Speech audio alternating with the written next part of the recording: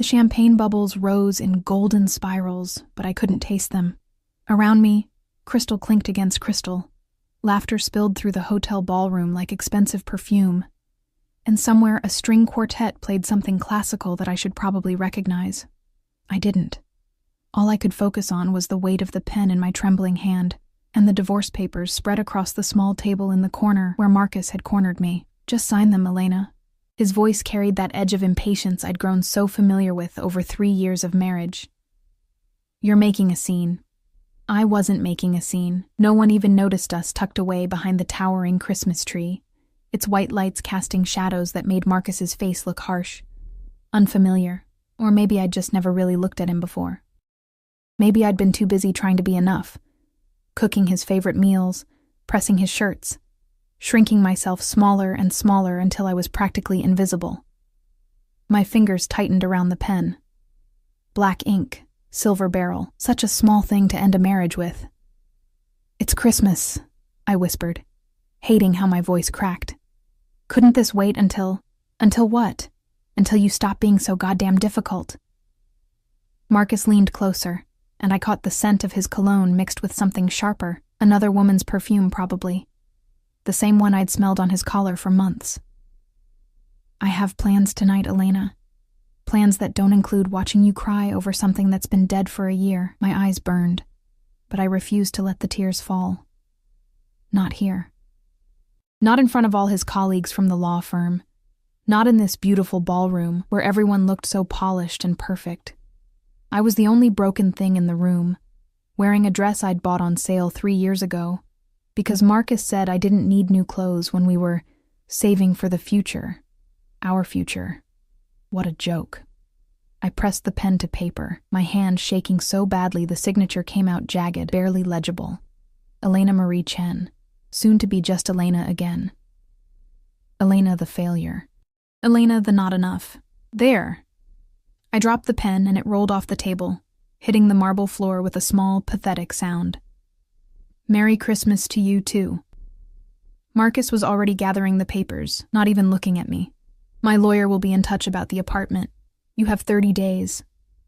30 days. 3 years of marriage. 30 days to pack up the ruins." He walked away without another word, melting into the crowd of beautiful people in their beautiful clothes, and I was left standing there with mascara probably running down my face and champagne I couldn't drink burning in my stomach. The Christmas tree lights blurred into stars, and I realized I was crying after all. Silent tears that tasted like salt and failure. I needed air. I needed to be anywhere but here. The hallway outside the ballroom was blessedly empty. All white marble and gold fixtures that probably cost more than my entire year's salary as a kindergarten teacher. My heels clicked too loudly against the floor as I stumbled toward what I hoped was an exit. Any exit. Just somewhere I could breathe without feeling like I was drowning. I turned a corner and collided with something solid. Not something. Someone. The impact sent me staggering backward, and strong hands caught my elbows, steadying me before I could fall. I looked up and up, into the darkest eyes I'd ever seen. Almost black, framed by thick lashes that seemed unfair on a man. His face was all sharp angles and shadow, beautiful in a dangerous way that made my breath catch for reasons that had nothing to do with the collision. "I'm sorry," I gasped, trying to step back, but his hands remained on my arms. Not tight, not bruising, but firm, steady. "I wasn't watching where I was. You're crying." His voice was deep, accented with something I couldn't place. Italian, maybe, or something Eastern European. It rumbled through his chest and into my bones. "I'm fine." I tried to smile, to pull away, but he didn't release me. His thumb moved almost imperceptibly against my arm, and I became suddenly, viscerally aware that I was touching a stranger. A stranger who smelled like winter air and something darker. Leather and smoke and danger. He was tall, dressed in a suit that probably cost more than Marcus's car, black, perfectly tailored, with a dark gray shirt underneath that made his olive skin seem to glow. His hair was dark too, styled back but with one piece falling across his forehead. He looked like he belonged in a movie, Not in a hotel hallway at a Christmas party for lawyers and their wives. Ex-wives, I corrected myself bitterly. You're not fine. It wasn't a question. His eyes traced my face with an intensity that made me want to look away. But I couldn't. I was trapped in that dark gaze like a moth in amber. Who made you cry? No one. It's nothing. I finally managed to pull free, wrapping my arms around myself. The hallway suddenly felt cold despite the heating. Just a bad night. A bad night, he repeated, and something about the way he said it made those two simple words sound like a threat. Like he was cataloging the offense for future retribution. Behind him, two men appeared from around the corner, both large, both wearing dark suits that didn't quite hide the bulk beneath. Security, or bodyguards, or something else entirely. The man, because I didn't know his name, couldn't even begin to guess who he was, raised one hand in a subtle gesture, and the two men stopped immediately, fading back like shadows. That small movement told me more than words ever could. This wasn't someone who asked for things. He commanded them. I should have been afraid. I should have run. Instead, I stood frozen as he reached up and caught a tear on my cheek with his thumb. The touch so gentle it made my throat tighten all over again. "What's your name?" he asked. "Elena." It came out as barely a whisper. "Elena." He said it like a prayer, like a promise, like something sacred. "I'm Dante. Just Dante. No last name." But the way those two men in the shadows straightened at the sound of his name told me everything I needed to know. This was someone important, someone powerful, someone I should absolutely stay away from. "I should go," I managed, taking a step back. Then another. "I'm sorry for bumping into you. I really should stay." Another command, soft but absolute. "Have a drink with me." "I can't. I need to..." What? Go home to an apartment that wouldn't be mine in 30 days? Cry myself to sleep alone on Christmas? I really can't. His jaw tightened, and for a moment something flickered in those dark eyes. Frustration, maybe, or determination. "You shouldn't be alone tonight. I'm always alone." The words slipped out before I could stop them, raw and honest and pathetic. I pressed my hand to my mouth, horrified. "I'm sorry. I don't know why I said that. I should go." This time when I turned to leave, he didn't stop me. But I felt his gaze on my back like a physical touch, heavy and burning, following me all the way down the hallway until I turned the corner and finally, I could breathe again. The elevator ride down felt eternal. I watched the numbers descend, 10, 9, 8, each one taking me further from the ballroom, from Marcus, from the beautiful stranger with eyes like midnight, who'd touched my face like I was something precious instead of something discarded. The lobby was chaos. Hotel staff rushed around with trays and luggage. Guests checked in and out, and somewhere someone was arguing about a reservation in a loud, carrying voice. I pushed through the revolving door and out into the December night, where snow had started to fall in thick, wet flakes that immediately soaked through my thin dress. I'd left my coat inside, in the ballroom, draped over a chair near where Marcus had handed me divorce papers like they were nothing more than a business transaction. I couldn't go back. I'd rather freeze. The parking garage was 3 blocks away, and by the time I reached it, I was shivering so hard my teeth chattered. My heels had rubbed blisters on both feet, and my hair hung in wet strands around my face. I must have looked like a drowned rat as I fumbled for my keys with numb fingers. The car, a 12-year-old Honda Civic with a dent in the passenger door and an engine that coughed like it had pneumonia, was parked on the 3rd level. I'd circled for 20 minutes to find a spot because I couldn't afford valet parking. Another small humiliation in a night full of them. I was halfway to my car when I heard footsteps behind me. Heavy, measured, multiple sets. My heart kicked into overdrive. The parking garage was mostly empty, shadows pooling between the concrete pillars, and I was suddenly, painfully aware that I was alone. That no one knew I was here. That I could scream, and no one would hear. I walked faster, my keys clutched between my fingers like a weapon the way my father had taught me when I was 16. Almost there. Just a few more steps. Elena. I spun around, and there he was. Dante, standing between two concrete pillars with those same two men flanking him, and behind them, a black SUV with windows so dark I couldn't see inside. The vehicle's engine hummed, a low purr that somehow sounded predatory. "How did you—" I started, but the question died on my lips. Of course he'd followed me. The real question was why. He moved toward me, and I instinctively stepped back until my spine hit my car. Trapped. The word echoed in my head like a warning bell. "You're shaking." He shrugged out of his suit jacket and draped it around my shoulders before I could protest. The fabric was warm from his body heat, and it smelled like him, that intoxicating mixture of winter and danger that made my head spin. "You followed me." My voice came out steadier than I felt. "Yes."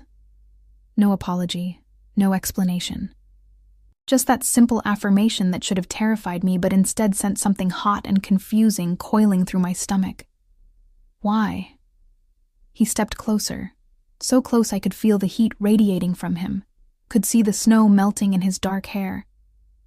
"Because you were crying. Because someone hurt you.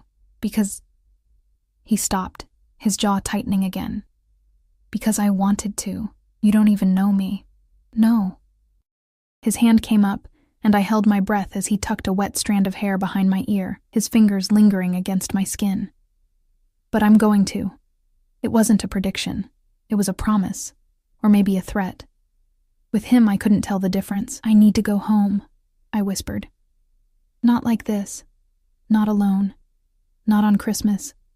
His thumb traced my jawline, and I shivered for reasons that had nothing to do with the cold. "Let me take you somewhere warm, somewhere safe." "I don't know you." "You know enough." His eyes held mine, and I saw something there that made my breath catch. Hunger. Not the casual interest of a man who'd seen a pretty girl crying. This was darker, deeper, more consuming. This was obsession wrapped in expensive fabric and beautiful words. I should have said no. Should have gotten in my car and driven away and never looked back. Instead, I heard myself say, "Where?"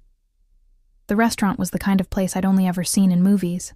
Dark wood paneling, candlelight that cast everything in gold, and silence. The kind of expensive silence that came from thick carpets and staff trained to move like ghosts. We were the only customers, which seemed impossible for a Saturday night, especially during the holidays. "Is it closed?" I whispered as Dante guided me through the entrance, his hand resting at the small of my back. That touch burned through the thin fabric of my dress, possessive and claiming in a way that should have alarmed me. "It is now." He said it casually, like closing an entire restaurant was nothing unusual, like he did it every day. One of his men, the taller one with a scar cutting through his left eyebrow, stood by the entrance as we passed. Another positioned himself near the kitchen. Watching, always watching. It should have made me feel safer. Instead, it made my skin prickle with awareness that this wasn't normal. None of this was normal. A waiter appeared from nowhere, pulling out a chair at a table near the fireplace. The flames crackled and popped, throwing shadows across Dante's face as he sat across from me. He'd given me his jacket, but I still couldn't stop shaking. Shock, maybe? Or the delayed realization of what I'd just done. Gotten into a car with a strange man, let him bring me to a closed restaurant, sat down across from him like this was a date, instead of whatever twisted thing it actually was. Wine? Dante didn't wait for my answer. He spoke in rapid Italian to the waiter, who nodded and disappeared. His accent was thicker now, rolling consonants that sounded like music and menace all at once. "I shouldn't be here," I said, gripping the edge of the table. The wood was smooth and cool beneath my palms. Real wood, expensive, probably older than I was. "This is insane. I don't even know your last name." "Moretti." He leaned back in his chair, studying me with that same intensity from the hallway, like he was memorizing every detail, cataloging my features for some purpose I couldn't begin to guess. Dante Moretti. The name meant nothing to me, but I saw the way the waiter's hands had trembled slightly when he'd taken the order. I saw the deference in every staff member's movement, the fear wrapped in perfect professionalism. "What do you do?" I asked, though part of me didn't want to know the answer. "Business." One word, flat and final. A door slamming shut on further questions. The wine arrived, deep red, poured into crystal glasses that probably cost more than my monthly rent. I took a long drink, needing the warmth, the courage, the numbness. It tasted like cherries and something darker. Blood. My traitorous mind whispered. Tell me about him. Dante's voice cut through my thoughts. The man who made you sign papers on Christmas. How did you... But of course he knew. He'd seen everything. The tears, the trembling hands, the way I'd fled that party like something hunted. It doesn't matter. It's done. His name. It wasn't a request. Commands seemed to be all Dante Moretti knew how to give, and foolishly, dangerously, I found myself answering. Marcus. Marcus Chen. My ex-husband, I guess. The word tasted bitter. He's a lawyer. We've been married for 3 years, but he... I stopped, pressing my lips together. Why was I telling a stranger this? Why did it feel like a confession, like absolution, like something sacred passing between us in this firelit room? He what? Dante's fingers tightened around his wine glass, and I watched the muscle in his jaw clench. Anger. He was angry on my behalf, and that realization did something dangerous to my chest. He cheated. For months, probably. I kept finding signs, perfume on his shirts, late nights at the office, phone calls he'd taken another room. I laughed, but it came out broken. I was so stupid. I kept making excuses, kept telling myself I was paranoid, that I wasn't being a good enough wife. Tonight he handed me the papers and told me to sign. Said he had plans. With her, probably. The silence that followed was suffocating. Dante didn't move, didn't speak, but something had shifted in the air between us. Something dark and volatile that made my pulse race. You weren't stupid, he said finally, each word precise and controlled. Too controlled. You were loyal. There's a difference. Loyalty didn't save my marriage. No. He leaned forward, and the candlelight carved his features into something almost cruel, almost beautiful, but it tells me everything I need to know about you. And everything I need to know about him. The way he said it made ice slide down my spine, like he was making calculations, drawing conclusions, planning something I couldn't see. I took another drink of wine, trying to calm my racing thoughts. Why did you follow me? I asked again, needing to understand. Why am I here? You could have anyone. You're clearly... I gestured vaguely at the closed restaurant, the security, the expense of everything. Important. Powerful. Why would you care about some nobody crying in a hallway? You're not nobody. He said it with such absolute certainty that I almost believed him. And I followed you because the moment you looked at me with those sad eyes, I knew I couldn't let you walk away. I knew... He stopped, seeming to struggle with something. I knew you were supposed to be mine. The possessiveness in those words should have sent me running. Instead, heat flooded through me, pooling low in my belly. This was wrong. Insane. I'd just signed divorce papers 2 hours ago, and here I was, sitting across from a dangerous stranger who looked at me like I was something he wanted to devour. You don't know me, I repeated weakly. I will. Another promise. Another threat. Starting now. Tell me about yourself, Elena, everything. So I did. Maybe it was the wine, or the warmth of the fire after freezing in the snow, or the way he listened like every word I spoke mattered. I told him about growing up in a small apartment in Queens, with parents who worked 3 jobs between them to keep food on the table. About becoming a teacher because I loved children, loved their honesty and wonder, and the way they saw magic in everything. About meeting Marcus in a coffee shop 5 years ago, and thinking he was my fairy tale, successful, charming, everything my mother had wanted for me. About how slowly, steadily, that fairy tale had turned into a cage. He wanted me to quit teaching, I heard myself say, staring into my wine glass. Said it wasn't worth the stress for what I made. That I should focus on supporting his career instead.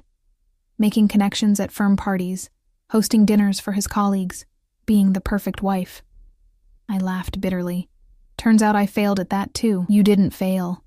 Dante's hand shot across the table, catching mine before I could pull away. His grip was firm, almost painful, and his eyes blazed with something that stole my breath. He failed you. He took something precious and treated it like garbage. That's his failure, not yours. Tears burned again, but I blinked them back. I'd cried enough tonight. Why do you care? We met an hour ago. Because... He stopped, his thumb stroking across my knuckles in a gesture that felt both comforting and claiming. Because I recognize something in you. Something that calls to me, and I protect what's mine. I'm not yours. Not yet. His smile was dangerous, predatory. But you will be.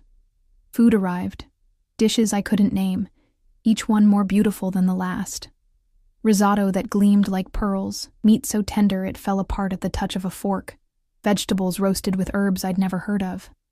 I'd barely eaten all day, and hunger took over, embarrassing me as I devoured plate after plate, while Dante watched with satisfaction. Good girl, he murmured when I finished the risotto, and those 2 words sent electricity racing across my skin. You need to eat. You're too thin. No one had cared about whether I ate in years. Marcus had always been too busy, too focused on his own needs. And my parents worked such long hours that family dinners had been rare, rushed affairs. But Dante watched me like it mattered.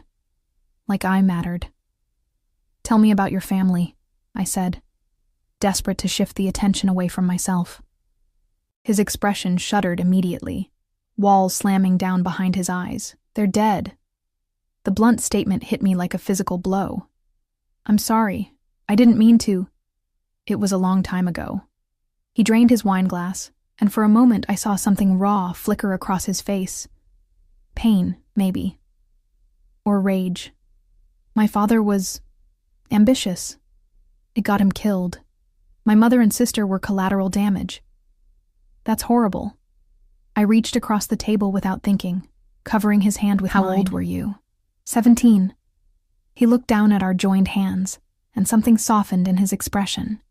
Old enough to take over. Old enough to make sure everyone involved paid for what they did. The words should have terrified me, should have confirmed every suspicion building in my mind about who and what Dante Moretti really was. Instead, I felt a strange kinship with the boy who'd lost everything, who'd had to become hard and dangerous to survive. You rebuilt, I said softly. You survived. I did more than survive. His fingers threaded through mine, holding tight. I became what my father never could. Stronger, smarter, more ruthless. I made sure no one would ever dare touch what belongs to me again.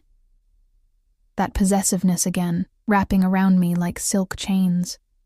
I should pull away, should leave, should go back to my empty apartment and my empty life and forget this night ever happened. But Dante's hand was warm around mine, and his eyes held promises of things I didn't dare name. And for the first time in 3 years, maybe longer, I felt seen, wanted, protected. Even if the protection came wrapped in danger. We talked for hours, or rather I talked, and he listened, occasionally asking questions that made me reveal more than I intended. About my dreams of opening my own preschool someday, about the children I taught and how each one felt like a small miracle.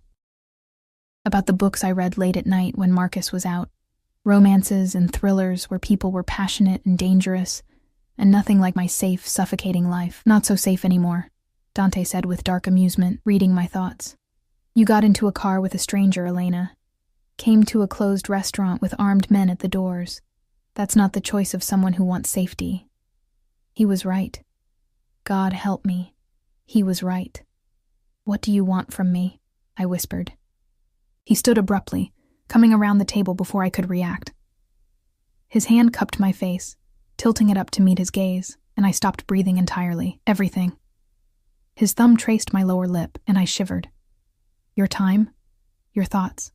Your trust? Eventually, his voice dropped to something dark and possessive that made heat pool between my thighs. Everything else. I just got divorced today. I know. He leaned down, his breath ghosting across my lips. I don't care. You were never really his. You're meant for someone who will worship you, protect you, give you the world, someone who will burn it all down before letting you cry alone in a hallway. That's insane. Yes. His lips curved into a smile that was all predator. But you're still here. I was. Despite every rational thought screaming at me to run, I was still here, trapped in his orbit like a planet circling the sun, drawn inexorably toward something that would either warm me or incinerate me completely. "Take me home," I heard myself say. His expression darkened. "Not yet." "Dante, 1 more hour. Give me 1 more hour with you, Elena. Then I'll take you anywhere you want to go." It was already past midnight. Christmas had bled into the day after, and I had nowhere to be, no one waiting for me. What was 1 more hour in this beautiful, dangerous dream? 1 hour, I agreed. His smile was triumphant, possessive, absolutely devastating. I had no idea that agreeing to that hour would change everything. The hour stretched into 2, then 3. We moved from the restaurant to his car. That sleek black SUV with leather seats that smelled like luxury and something uniquely him. One of his men drove while the other sat in the passenger seat, and Dante kept me tucked against his side in the back, his arm around my shoulders like he'd been holding me for years instead of hours. "Where are we going?" I asked, as the city lights blurred past the tinted windows. "Somewhere you can rest." His fingers traced patterns on my shoulder, absent and possessive. "You're exhausted." I was. The adrenaline had crashed, leaving me hollow and shaky. But more than that, I felt safe in a way that made no sense. This man was clearly dangerous. The guns I'd glimpsed under his men's jackets, the way people moved out of his path, the closed restaurant, and the deference and the cold authority in every word he spoke. I should be terrified. Instead, I let my head rest against his chest and listened to the steady rhythm of his heartbeat. The building we pulled up to was in Tribeca, all glass and steel and doormen in uniforms. The penthouse, naturally. Dante's hand stayed at my back as we rode the private elevator up, his touch burning through my dress. When the doors opened directly into his apartment, I forgot how to breathe. Floor-to-ceiling windows overlooked Manhattan. The city spread out like a carpet of diamonds. The space was enormous, sleek furniture in blacks and grays, abstract art on the walls that probably cost more than I'd make in a lifetime, a kitchen that looked like it belonged in a magazine. But it was the view that held me captive, all those lights stretching endlessly into the night. "It's beautiful," I whispered. "Yes." But when I glanced back, Dante was looking at me, not the view. "Sit. I'll get you something warm to drink." I sank onto the leather couch, my blistered feet screaming with relief as I slipped off my heels.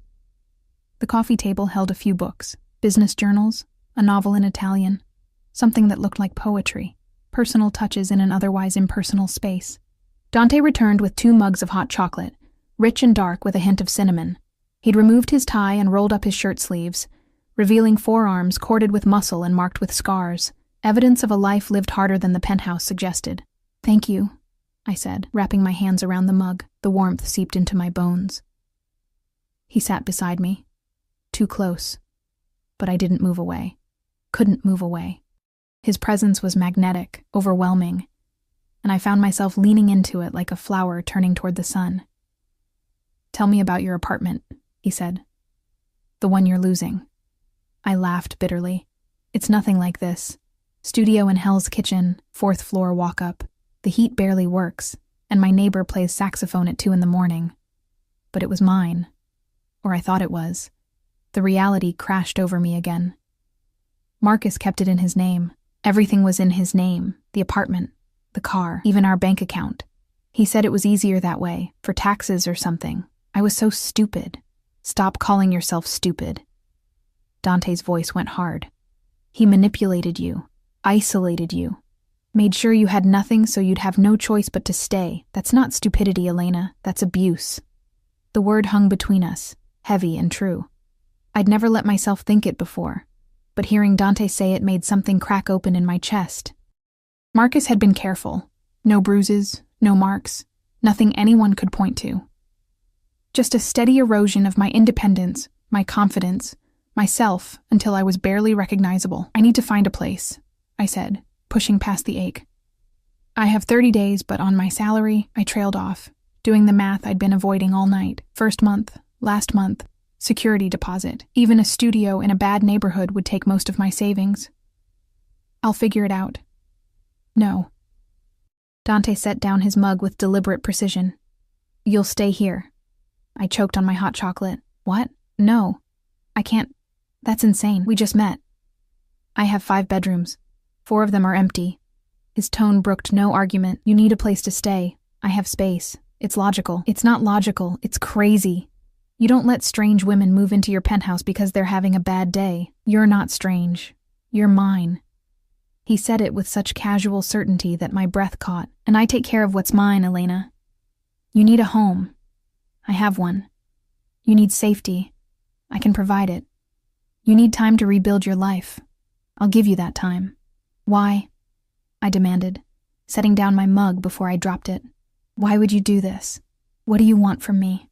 He leaned closer, his hand coming up to cup my face with a gentleness that contrasted sharply with the intensity in his eyes. I want you to stop crying. I want you to stop flinching like you expect the world to hurt you. His thumb traced my cheekbone. I want you to understand that you're not alone anymore. You don't know me, I said again, but it sounded weak even to my own ears. Then let me. His forehead touched mine, and I could feel his breath against my lips. Stay. Not forever. Not even for long if you don't want to. But stay until you figure out what comes next. Stay where I can keep you safe. Every rational part of my brain screamed at me to refuse, to leave, to go back to my dying car, and my saxophone-playing neighbor, and my safe, predictable life where strange men didn't offer me penthouses and protection wrapped in possession. But I was so tired of being rational. So tired of being careful and small and grateful for scraps. 1 week, I heard myself say. I'll stay for 1 week while I look for a place. Dante's smile was slow and satisfied, like he'd just won something far more significant than a temporary houseguest. 1 week. He showed me to one of the guest rooms, enormous, with its own bathroom and a bed that looked like a cloud. He gave me one of his shirts to sleep in, since all my clothes were back at the apartment I apparently no longer had rights to. Sleep, he commanded, pausing in the doorway. We'll deal with everything else tomorrow, but I couldn't sleep. I lay in that massive bed, wearing his shirt that smelled like him, and stared at the ceiling trying to process everything that had happened. Divorce papers, a collision in a hallway, a closed restaurant and hot chocolate, and a penthouse overlooking Manhattan. A man who looked at me like I was precious instead of disposable. My phone buzzed. Marcus. I almost didn't answer, but some masochistic part of me needed to know. What? My voice came out cold, unfamiliar. Where are you? He sounded annoyed. I went by the apartment to get some things and you're not there. You went by the apartment you're kicking me out of. How thoughtful. Don't be dramatic, Elena. I need to know where you are. For the lawyer. For the settlement. I'm somewhere safe. Safer than I'd been in years. Protected by a man who'd followed me into a parking garage because I was crying. You'll hear from me when I'm ready. Elena. I hung up. Then I blocked his number, and Sarah's number, his affair partner, who I'd been too cowardly to confront, and everyone else who belonged to that old life. The life where I was small and quiet and grateful. When I finally slept, I dreamed of dark eyes and dangerous promises, and hands that held me like I was something worth protecting. I woke to sunlight streaming through unfamiliar windows and the smell of coffee. For one disoriented moment, I couldn't remember where I was. Then it all came rushing back. The party, the papers, Dante. I stumbled out of bed, still wearing his shirt, and followed the coffee smell to the kitchen. Dante stood at the counter, dressed in dark slacks and a white shirt that somehow made him look even more dangerous in daylight.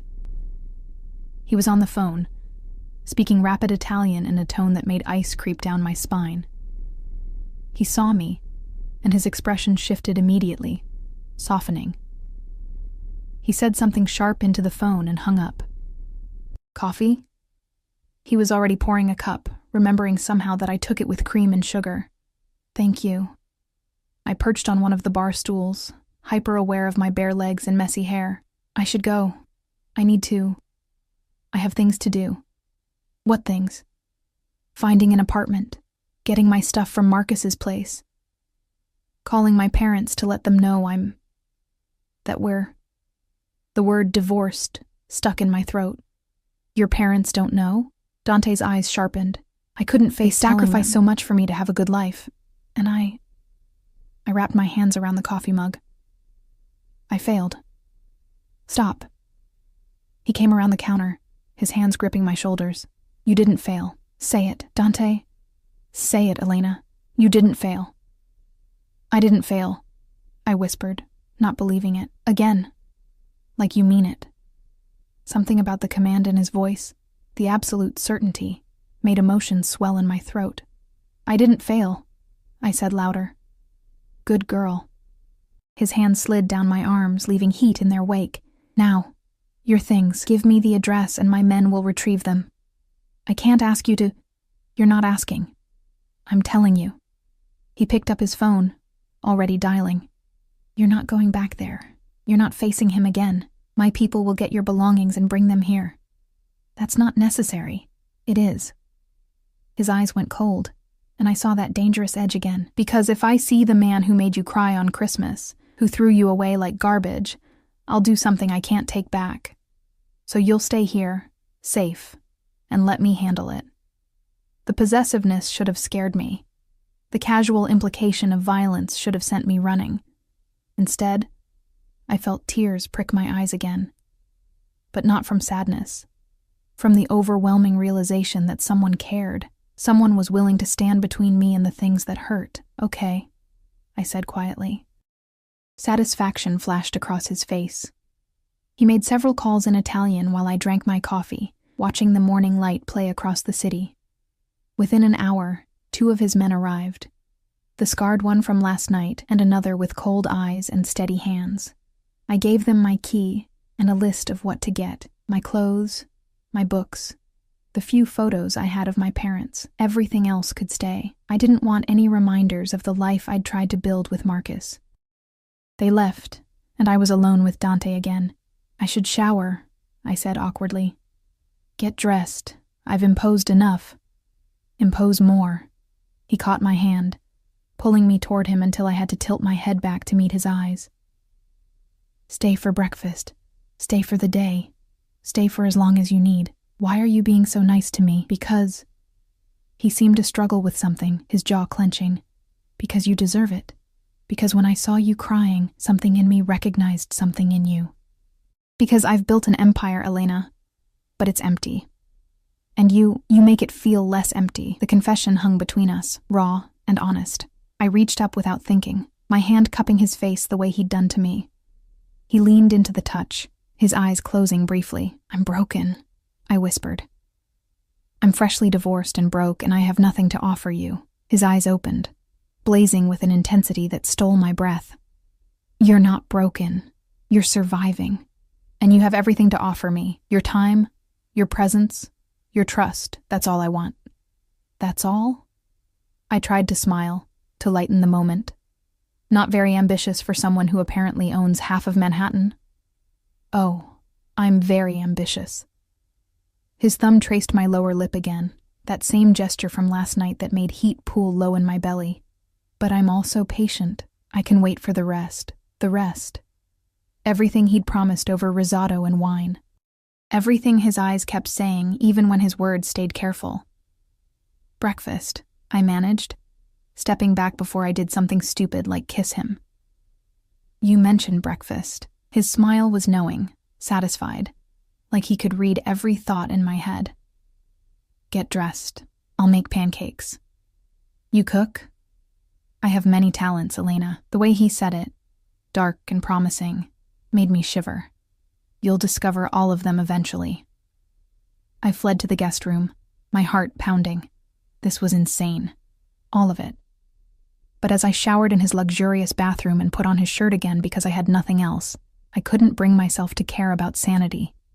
For the first time in years, I felt alive. The days blurred together in a way that felt like falling, or maybe flying. I couldn't tell the difference anymore. Dante's men brought my belongings that first afternoon, everything packed in neat boxes that they carried up without a word. I sorted through my old life in his guest room, separating what mattered from what didn't, and realized how little had actually been mine. Clothes I'd bought on clearance, books with broken spines, a jewelry box my mother had given me for my 18th birthday, empty except for the wedding ring I'd already removed. I threw the ring away. Dante worked from home most days, taking calls in Italian and sometimes Russian, his voice carrying that cold authority that made even his people flinch. But with me, he was different, softer. He made me breakfast every morning, pancakes, omelets, French toast that melted on my tongue. He asked about my day, my students, my dreams. He listened like every word mattered. And slowly, dangerously, I stopped questioning it. On the third day, he took me shopping. I protested. I couldn't afford new clothes, couldn't accept more from him when I'd already taken so much. He simply looked at me with those dark eyes and said, "You need a winter coat. The one you had wouldn't keep a cat warm." We went to stores where assistants called him Mr. Moretti with reverent fear, where they brought champagne and closed sections just for us. His security followed at a discreet distance, always watching, and I tried not to think about why a businessman needed armed guards. Try this one. Dante held up a cashmere coat in deep burgundy, and when I put it on, his eyes darkened with approval. Perfect. "It's too expensive. It's perfect," he repeated, and that was the end of the discussion. He bought the coat, and 3 others, and dresses I'd never have anywhere to wear, and boots that cost more than my monthly salary. When I tried to refuse, he leaned close and whispered, "Let me take care of you, Elena. Let me give you the things you deserve." So I did. God help me, I did. That night, we ate takeout on his couch, Chinese food from containers, nothing fancy, and it was somehow more intimate than the closed restaurant. His arm draped over my shoulders as we watched a movie, and I let myself sink into his warmth, his strength, the steady presence that made me feel safe in a world that had proven itself anything but. "Tell me about your business," I said during a commercial break. His body tensed slightly. "What do you want to know?" "What you do." "Import, export, real estate." "You never really said." "Import and export," he said carefully. "Among other things. Family business, passed down from my father." "The father who died when you were 17. "Yes," his fingers traced patterns on my shoulder, absent and soothing. "I rebuilt what he lost, made it stronger, made sure we'd never be vulnerable again." There was something he wasn't saying, something lurking beneath the surface. But when I opened my mouth to ask, he kissed my temple and changed the subject. "Your school's winter break ends next week," he said. "You'll go back to teaching." It wasn't a question, but I nodded. "I love my job. The kids, they're the best part of my day." "Good." His hand tightened on my shoulder. "You should do what makes you happy, but I'll have Marco drive you." "Marco?" "My driver. The one who brought us here that first night." Dante's tone shifted, becoming harder. "You're not taking the subway anymore, Elena. Not alone." "That's ridiculous. I've taken the subway for years, and now you don't have to." His eyes met mine, implacable. "This isn't negotiable. You're under my protection now, which means you travel safely. Marco will take you to school and pick you up. Anywhere else you need to go, he'll drive you. I can't ask you to—" "You're not asking. I'm telling you." He cupped my face, his thumb stroking my cheek. "Do you understand? You're mine to protect now, Elena. That means I decide what's safe." The possession in his voice should have made me angry, should have triggered every feminist instinct I had about independence and autonomy. Instead, heat flooded through me, and I found myself nodding. "Okay," I whispered. "Good girl." He kissed my forehead, lingering. "I need you safe. Need to know where you are, that nothing can touch you." "Why?" The question slipped out before I could stop it. "Why do you care so much? We barely know each other. I know enough." His hand slid into my hair, fingers tangling in the strands. "I know you take your coffee with too much sugar. I know you read before bed and that you cry at sad commercials. I know you give everything to everyone else and nothing to yourself. I know—" His voice dropped, rough and intense. "I know you're supposed to be mine, Elena. I knew it the moment I saw you. That's crazy." "Yes." His lips curved into that dangerous smile. "But you're still here." I was. A week had become 8 days, then 9, and I showed no signs of leaving. My things were unpacked in his guest room. My toothbrush sat next to his in the bathroom, my books lined his empty shelves, and my teaching supplies cluttered his pristine counter. I was making a home in his space, and he was letting me, encouraging it, orchestrating it with careful precision. On the 10th day, Marcus called from a number I didn't recognize. "We need to talk about the settlement," he said without preamble. "My lawyer says you haven't responded to any of his calls, because I blocked him." I was in Dante's kitchen, making tea while he worked in his office. Through the open door, I could see him at his desk, focused on his laptop. "I'll respond when I'm ready." "Elena, be reasonable. You can't just disappear. Watch me." The words came out stronger than I felt. "You wanted the divorce, Marcus. You got it. Now give me time to process everything else. I'm trying to be fair here. You'll get your share of the apartment sale, a reasonable division of assets." "Assets?" I laughed bitterly. "Everything was in your name. What assets do I have to divide?" "That's not my fault. You never wanted to be on the accounts because you told me it was easier this way. You convinced me that—" I stopped, took a breath. I wouldn't let him gaslight me anymore. "We'll handle this through lawyers. Don't call me again." I hung up, my hands shaking with anger, and something that felt like triumph. For the first time, I'd stood up to him, refused to be steamrolled by his reasonable tone and careful manipulation. "Good." Dante's voice came from behind me, and I turned to find him leaning against the doorframe. His eyes were dark with approval. "You're learning your worth." "I'm trying." I set down my phone. "He wants to settle, divide everything." "Everything he stole from you, you mean?" Dante crossed to me, his hand settling on my waist. "What do you want, Elena? From the divorce? From him? What would make this right?" "I don't know. My share of the apartment, I guess. Enough to start over." I looked up at him. "I don't want to take him for everything. I just want to be free." Something flickered in his eyes. Respect, maybe, or something darker. "You're too forgiving." "Maybe. But I don't want to be bitter. I don't want to become someone angry and twisted." I touched his face, feeling the slight stubble beneath my palm. "I just want to move forward, then we'll make sure you can." He pulled out his phone. "I know lawyers, good ones. They'll handle everything." "Dante, I can't afford. They work for me," he said simply. "Consider it a favor. Another favor." I tried to smile. "I'm racking up quite a debt." "No debt." His hands tightened on my waist, possessive. "Everything I give you is freely given, Elena. No strings, no expectations, except—" He paused, his eyes searching mine. "Except that you stay, that you let me keep you safe. For how long?" "As long as you'll let me." He leaned down, his forehead touching mine. "Ideally?" "Forever." Forever. The word hung between us, terrifying and tempting. I'd promised forever to Marcus, and look how that ended. But this felt different. Dante felt different. Solid and real and utterly certain in a way that made my breath catch. "I scare you," he said, reading my expression. "Yes." "Good." His thumb traced my lower lip. "You should be scared. I'm not a good man, Elena.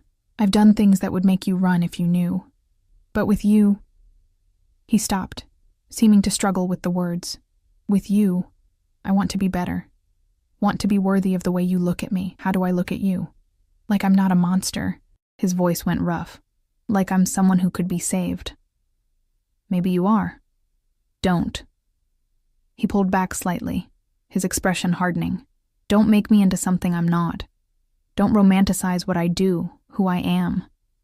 I can give you safety, protection, everything you need.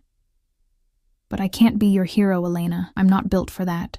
Then what are you built for?" His eyes burned into mine. "Keeping you. Protecting you. Making sure nothing ever hurts you again. That's what I'm built for. That's what I'm good at." The intensity in his words made heat flood through me. This wasn't a fairy tale. This wasn't some romance where the broken girl fixed the dangerous man with her love. This was something darker, more primal. This was two people recognizing something in each other and refusing to let go. Okay, I said softly. Okay? Okay, I'll stay. Not forever. I can't promise forever, but for now. Until I figure out what comes next. Triumph flashed across his face, quickly hidden but unmistakable. For now is enough. He kissed me then, finally, after days of careful distance and restrained touches. His lips were firm and demanding, and I melted into him with a gasp.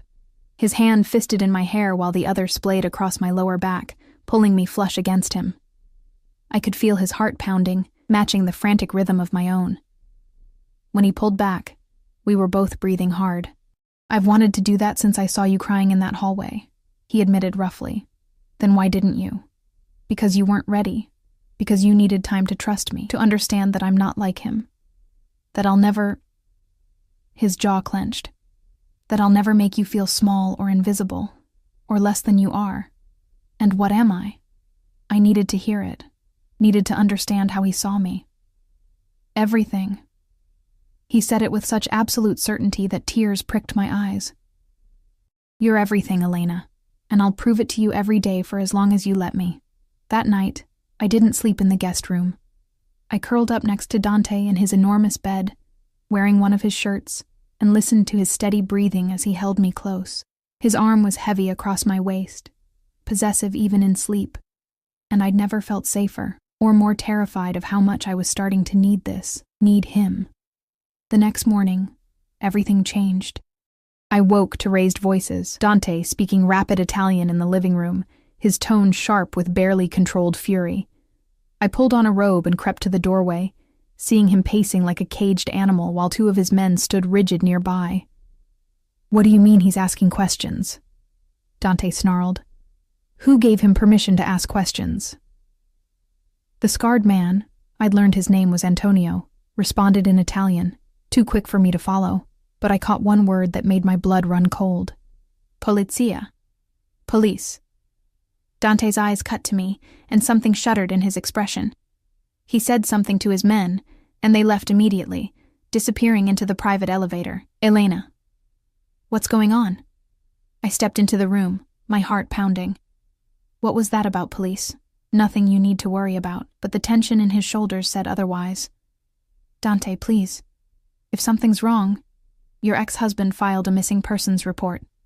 His voice was flat, controlled. He told the police you disappeared after signing divorce papers and he's concerned for your safety. Ice flooded through me. That's ridiculous. I'm not missing. I'm right here. I know that. But he's making noise, drawing attention, and... Dante stopped, his jaw clenching. And attention is something I can't afford right now.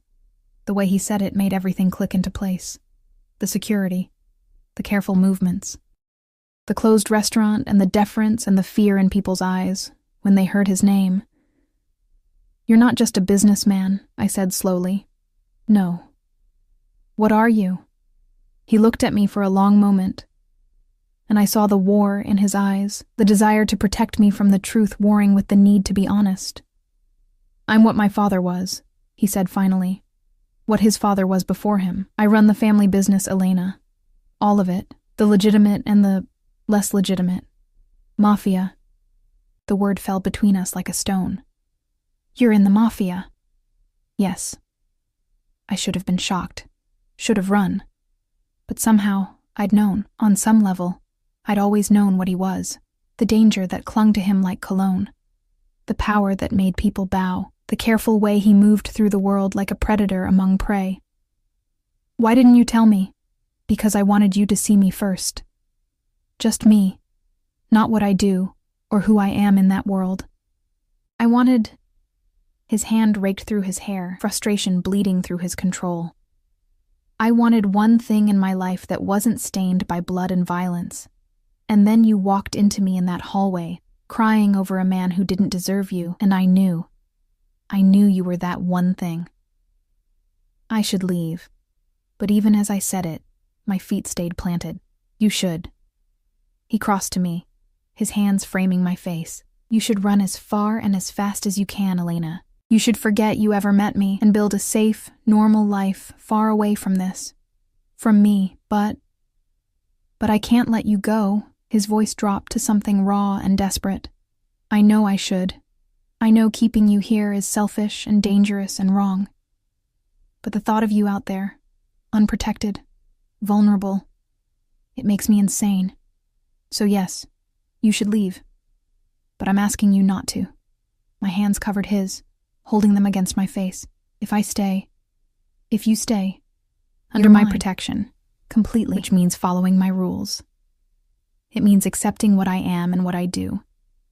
It means trusting me to keep you safe, even when the world gets dark. His eyes searched mine desperately.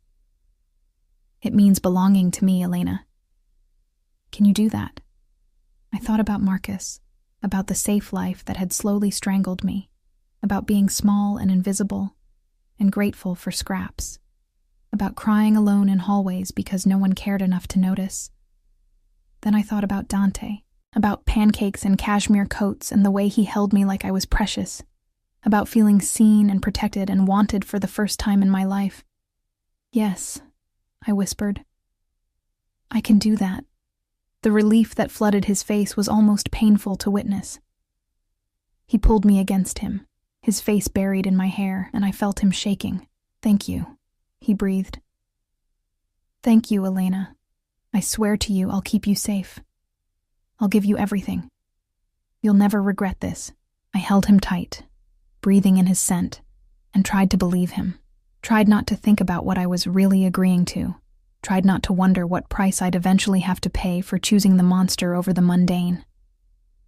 The police came 3 days later. I was grading papers at Dante's dining table when Marco appeared in the doorway, his expression tight.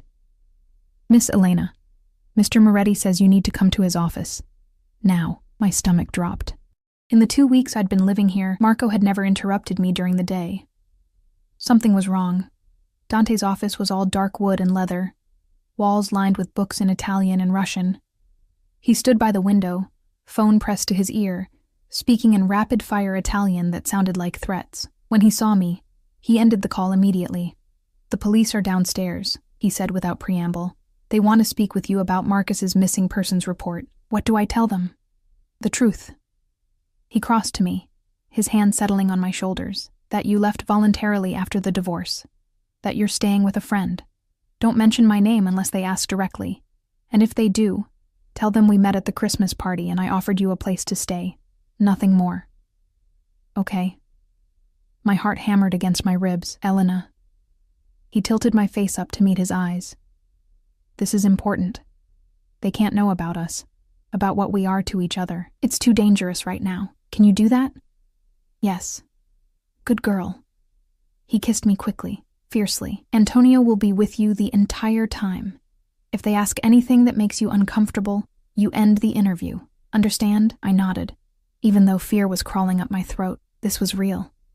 The danger he'd warned me about, the darkness of his world, it was here, in this pristine penthouse, threatening to swallow me whole. The detectives were waiting in the lobby, a woman in her 40s with kind eyes, and a younger man who looked bored. Antonio stood against the wall, watching everything with predatory stillness. Mrs. Chen? The woman extended her hand. I'm Detective Martinez. This is Detective Foster. We just need to ask you a few questions about your whereabouts over the past 2 weeks. It's Ms. Chen now, I said, shaking her hand. Or just Elena. We're divorced. Yes, we heard about that. Your ex-husband is concerned. My ex-husband is controlling. The words came out sharper than I intended. I'm 28 years old. I left voluntarily after he served me with divorce papers at a Christmas party. I'm staying with a friend while I find a new apartment. There's no mystery here. Detective Martinez's eyes softened. I understand. But you have to admit, leaving without telling anyone where you were going, blocking his calls. I blocked his calls because I needed space. Because he destroyed our marriage and then expected me to make it convenient for him. I could feel Antonio's presence behind me, steady and protective. I'm not missing. I'm not in danger. I'm just starting over. Can you tell us where you're staying? Detective Foster asked, looking up from his notes. With a friend. We'll need a name and address. My mouth went dry. Dante had said not to mention him unless asked directly, but here they were, asking. Dante Moretti. He's a friend. I met him at the Christmas party where my ex-husband served me with papers. Something flickered in Detective Martinez's expression. Recognition, maybe. Or concern. Dante Moretti, the businessman? Yes. The two detectives exchanged a look that made my skin prickle. They knew something. Something about Dante that made them wary.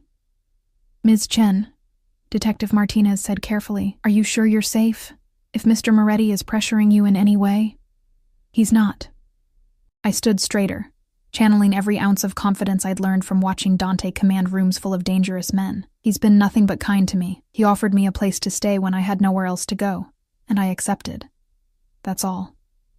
And your relationship with him is... Heat flooded my cheeks, but I held her gaze. That's none of your business, Detective. I'm an adult. I'm not missing. I'm not being held against my will. I simply left my ex-husband and started building a new life. Is there a law against that? No, ma'am. Detective Foster closed his notebook. But you should know that your ex-husband is threatening to file for a welfare check. Maybe even try to claim you're not in your right mind. Let him try. The anger that surged through me was clean and sharp. I was in a 3-year marriage where I was systematically isolated, controlled, and made to feel worthless. Now I'm out. I'm safe. And I'm not going back. If Marcus wants to waste police resources trying to drag me back into his control, that's his choice. But I'm done being manipulated. Detective Martinez smiled slightly. Good for you, Ms. Chen. Just be careful. Mr. Moretti has a reputation. So did my ex-husband, I said quietly. Spotless record, respected lawyer, upstanding citizen. And he destroyed me piece by piece behind closed doors. I'll take my chances with someone who's honest about who he is. They left after taking my contact information, and I sagged against Antonio the moment the elevator doors closed. You did well, he said in his heavily accented English. Boss will be pleased. Will he? I looked up at the man who'd become my silent shadow. They know about him, Antonio. They know what he is. Everyone knows what the boss is. Antonio's scarred face was impassive. But knowing and proving are different things. You gave them nothing they can use. That's what matters. When I returned to the penthouse, Dante was waiting. He pulled me into his arms the moment I walked through the door, his hand cradling the back of my head. You were perfect, he murmured against my hair. Marco was listening from the security room. You were absolutely perfect. They warned me about you. I pulled back to look at him, told me to be careful, that you have a reputation. I do. He cupped my face, his thumbs stroking my cheeks. Everything they think about me is probably true, Elena. I'm not a good man. But with you, for you, I'll be the best man I can be. Marcus is going to keep pushing. He won't let this go. Something dark and dangerous flickered in Dante's eyes. Then we'll handle Marcus. What does that mean? It means I'm going to have a conversation with your ex-husband about respecting boundaries. His voice went cold. It means he's going to understand that you're under my protection now, and that continuing to harass you would be unwise. Dante, you can't threaten him. I'm not going to threaten him. His smile was sharp as a blade. I'm going to make him understand reality. There's a difference. 2 days later, Marcus stopped calling, stopped filing reports, stopped existing in my life as anything more than a signature on divorce papers. I didn't ask what Dante said to him. I didn't want to know. Winter melted into spring, and somehow, I stayed. My 1 week became a month, then 2. I returned to teaching, with Marco driving me every day in the sleek black car that made my fellow teachers whisper. I found my rhythm in Dante's world.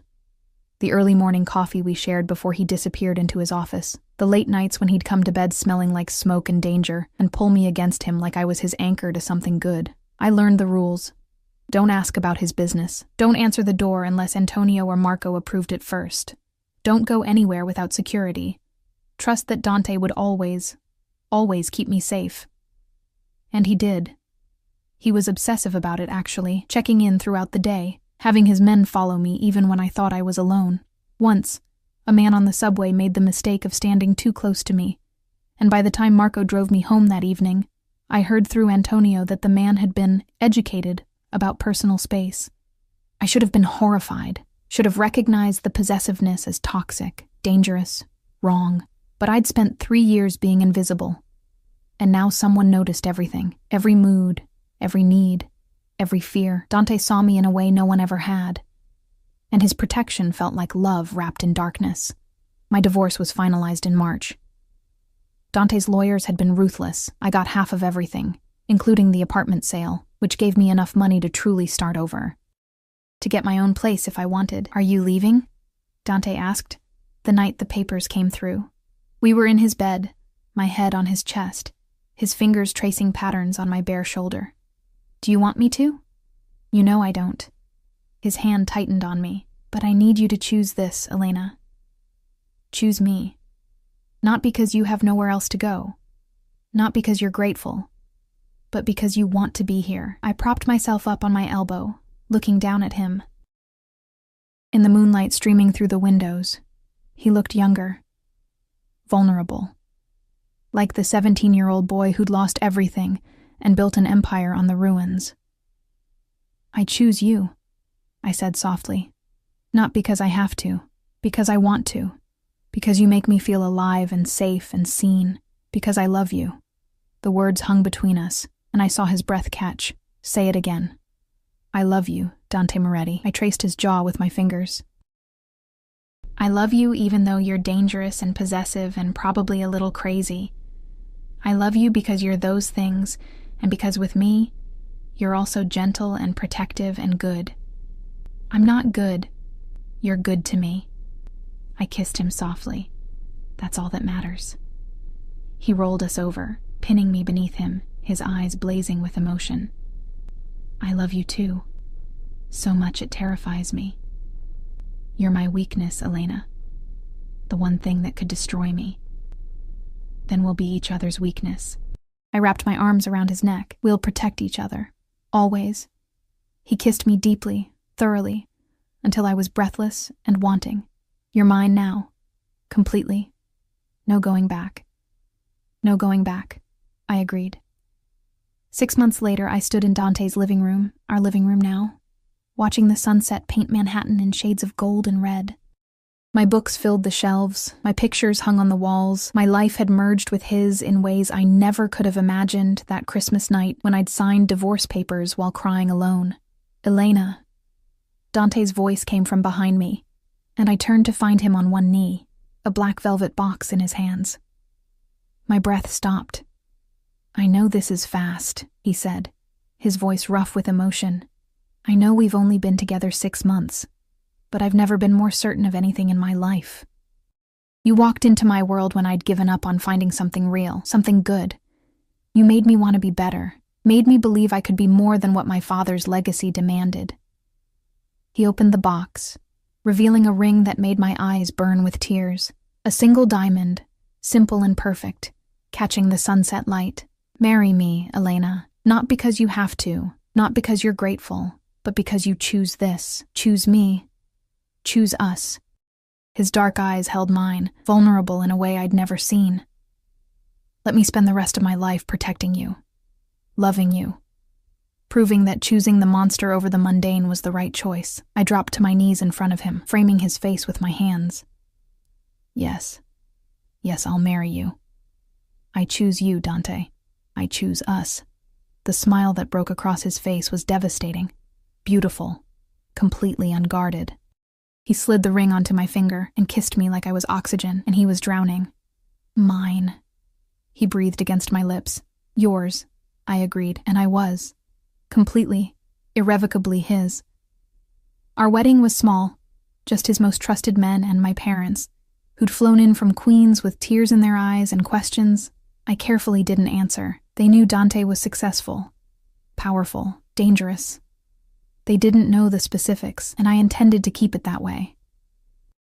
"He makes you happy," my mother said, as she helped me into my dress, cream silk that Dante had chosen, simple and elegant. "That's all that matters." "He does," I said honestly. "He makes me feel like I'm enough, like I'm everything." "Then that's all I need to know." She kissed my cheek. "Be happy, my Elena. That's all we ever wanted for you." The ceremony was held in the penthouse, overlooking the city that had witnessed our beginning. Antonio stood as Dante's best man, and as I walked toward my soon-to-be husband, I saw the naked emotion on his face. Love, possession, devotion. Everything I'd ever wanted wrapped in a dangerous package. I love you, he mouthed as I reached him. I love you too, I mouthed back. We said our vows with the sunset painting us in gold, promising to love and protect each other through everything. When he kissed me, I tasted salt from my happy tears and felt his hands shake as they held my face. My wife, he said against my lips. Finally mine. Always was, I whispered back. The reception was a blur of champagne and laughter and dancing with a man who moved like danger set to music. His men toasted us with respect in their eyes that hadn't been there before. I wasn't just the boss's girl anymore. I was his wife, part of the family, protected by the same fierce loyalty that bound them all. Late that night, after everyone had left and we were alone in our bedroom, Dante pulled me close. Thank you, he said into my hair. For what? For seeing me, the real me, not just the monster everyone else sees, for choosing this life, this world, me. His arms tightened around me. For being brave enough to sign those divorce papers and walk into that hallway and collide with me. For being mine. I tilted my head back to look at him. Thank you for following me into that parking garage. For not letting me drive away alone. For seeing that I was drowning and pulling me out. I'd drown the world for you, he said simply. Burn it all down if it meant keeping you safe. I know. And I did. I understood the depth of his obsession, his protection, his love. It was consuming and dangerous, and probably unhealthy by normal standards, but we'd never been normal. Any regrets? He asked, vulnerability flickering in his eyes. I thought about Marcus, about the woman I'd been a year ago, small and invisible and grateful for scraps. I thought about crying alone in a hallway at a Christmas party while signing papers that ended a marriage that had been dead for years. Then I looked at the man who'd followed me into darkness, who'd given me light, who'd taught me that being seen and loved and protected was worth any price. Not a single one, I said honestly. His smile was slow and satisfied and utterly devastating. Good. Because you're stuck with me now, Mrs. Moretti. No escape. Who said I wanted to escape? No one. He kissed me deeply, but I needed to hear you say it. We made love slowly that night, his hands worshipping every inch of skin, his voice rough with emotion as he told me everything I meant to him. And afterward, as I lay in his arms listening to the steady beat of his heart, I thought about choices, about how life could turn on a single moment. A collision in a hallway, a stranger's dark eyes, a decision to stay instead of run. About how sometimes the monster wasn't the one you should fear, but the one who'd protect you from all the others. About how love didn't always look the way fairy tales promised, but that didn't make it any less real. I'd walked into that Christmas party expecting nothing more than another night of being invisible. I'd walked out divorced, heartbroken, and completely alone. And then I'd collided with Dante Moretti, and everything changed. He was dangerous, possessive, obsessive in his protection and fierce in his love. He was everything I shouldn't want, wrapped in expensive suits and dark promises. But he was mine, and I was his, and that was enough. More than enough. It was everything. Outside, snow began to fall. The first snow of the season, a year after that night when I'd signed papers and run into a hallway, and straight into the arms of the man who would become my everything. I watched the flakes drift past our windows, coating Manhattan in white, making the city look clean and new. What are you thinking about? Dante murmured sleepily. Second chances? I said softly. And how sometimes the best things come from the worst moments. Like crying in a hallway at a Christmas party? Like crying in a hallway at a Christmas party, I agreed. He pulled me closer, his warmth surrounding me like a shield. Best moment of my life, finding you there. Mine too, I admitted. And it was true. All of it. The danger, the darkness, the obsessive protection and fierce possession. I chose it all. Chose him. Chose us. Some people might not understand, might see the danger and miss the devotion. Might focus on the darkness and never see the light he brought to my life. But they weren't the ones who'd been invisible. who'd been slowly erased by someone who promised to love them. They weren't the ones who'd been seen, truly seen, for the first time by eyes that promised to never look away. I was Mrs. Elena Moretti now, wife to a dangerous man, protected by forces I didn't fully understand, living in a world where love looked like armed guards and closed restaurants and obsessive devotion. And I'd never been happier, never been more free, never been more completely, irrevocably, dangerously loved. Forever, Dante whispered against my hair. Forever, I promised back. And I meant it. Every dangerous, beautiful, terrifying word.